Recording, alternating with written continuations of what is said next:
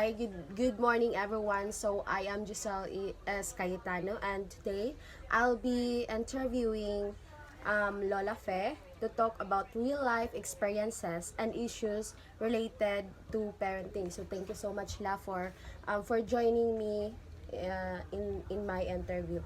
Okay, so can you please introduce yourself, pila imong anak o ilahang mga edad, pila sila ug asa sila karon? Doon mag-English ulit. Okay ra Bisaya. Ako si Faye Karen yung lula ni Giselle Cayetano.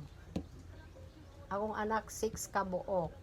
Sa gagmay pa na sila, akong giangkataran pag-ayo.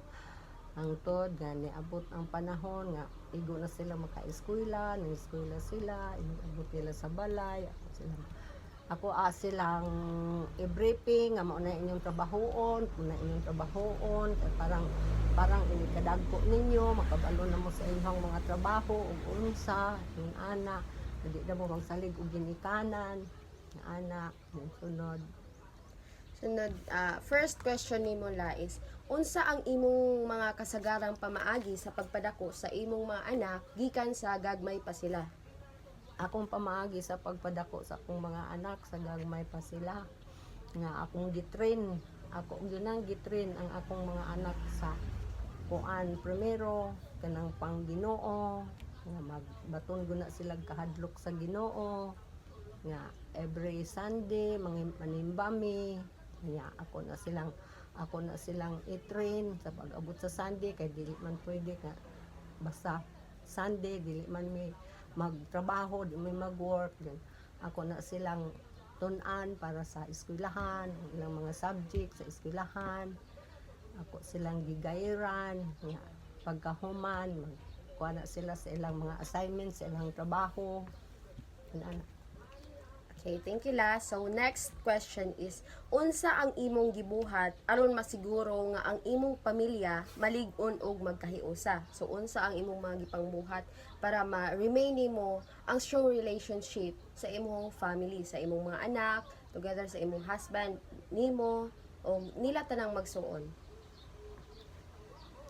Ako silang, primero jud, ako na silang every morning, nga mo-wake up na sila every morning, nga moblis na sila nako, moblis na sila sa ilahang papa, kunya panalitan og mga magkuan adlaw na sa pag-eskwela, mga ligo na sila, yung mga dagko-dagko naman, mga ligo na sila, din pagkahuman, mamahaw, nya ilisan, yung pagkahuman, adto na sila sa eskwelahan, moblis gihapon namo sa iyang papa ug ako, nya ako na silang ingnon nga mag-pray gyud mo before mo munaog sa balay, mag-pray gyud mo, ako na silang ingnon.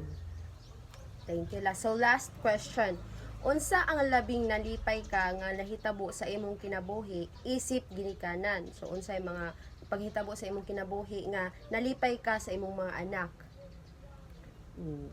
Ako pinakakalipay nako sa akong mga anak kanang namo graduate na sila og elementary, graduate na sila high school, mo graduate og college kay nasyo namo nakita namo nga ang among kabudlay sa akong bana ug ako nga ang akong mga anak ni successful pud sila sa ilang pag-eskwela.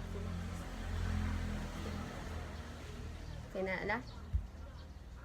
So, okay. So, thank you again, Lola Fe, for sharing your such an inspiring and honest answer for me, or your honest insights. So, parenting truly is a journey filled with love, challenges, and growth. So, we hope that by sharing these experiences, other parents also will feel supported and understood. So, that's all. Thank you, Lola Fe. Welcome. Wait lang.